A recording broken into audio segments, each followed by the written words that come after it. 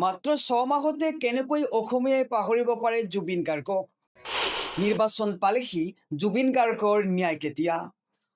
অৰুণোদয় আঁচনিৰ ধন লোৱাত ব্যস্ত নেকি জুবিন অনুৰাগী? 19 ছেপ্টেম্বৰৰ কথা পাহৰিলে নেকি জুবিন অনুৰাগীয়ে?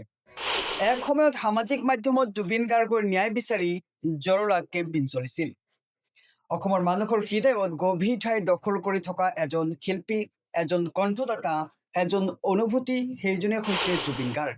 তেওঁৰ গান, তেওঁৰ কণ্ঠ, তেওঁৰ ব্যক্তিত্ব বহু বছৰ ধৰি অসমীয়াৰ হৃদয়ত বাচি আছে। কিন্তু আজিৰ এই সময়ত এটা ডাঙৰ প্ৰশ্ন উঠিছে, মাত্ৰ 6 মাহতেই অসমীয়াই কেনেকৈ পাহৰিব পাৰে হিয়াৰ আমঠু জুবিন গাৰ্গক? এক সময়ত সামাজিক মাধ্যমত জুবিন গাৰ্গৰ ন্যায় বিচাৰি জৰলা কেম্পেইন চলিছিল। জাষ্টিছ ফৰ জুবিন গাৰ্গ হেছটেগেৰে ফেচবুক, টুইটাৰ, ইনষ্টাগ্ৰাম সকলোতে আলোচনা হৈছিল। মানুহে ক'লে ন্যায় নিদিলে আমি চুপ নাথাকিম। অসমীয়া সমাজেও কণ্ঠ তুলিছিল। কিন্তু আজি সেই কণ্ঠ ক'ত গ'ল? নিৰ্বাচনৰ বতাহ বোৱাৰ লগে লগে যেন সেই প্ৰশ্নবোৰো ধীৰে ধীৰে নিস্তব্ধ হৈ পৰিল। যি বিষয় এক সময়ত অসমৰ প্ৰতিটো মানুহৰ আলোচনা আছিল, আজি সেই বিষয়টো যেন বহুতো মানুহে পাহৰি গ'ল। এইটো কেৱল এজন শিল্পীৰ বিষয় নহয়, এইটো অসমীয়া সমাজৰ আত্মসন্মানৰ বিষয়। যেতিয়া আমি আমাৰ প্ৰিয় শিল্পীৰ বাবে, আমাৰ সংস্কৃতিৰ বাবে, আমাৰ অধিকাৰৰ বাবে দীঘলীয়া সময় ধৰি থিয় হ'ব নোৱাৰোঁ, তেতিয়া প্ৰশ্ন উঠিবই।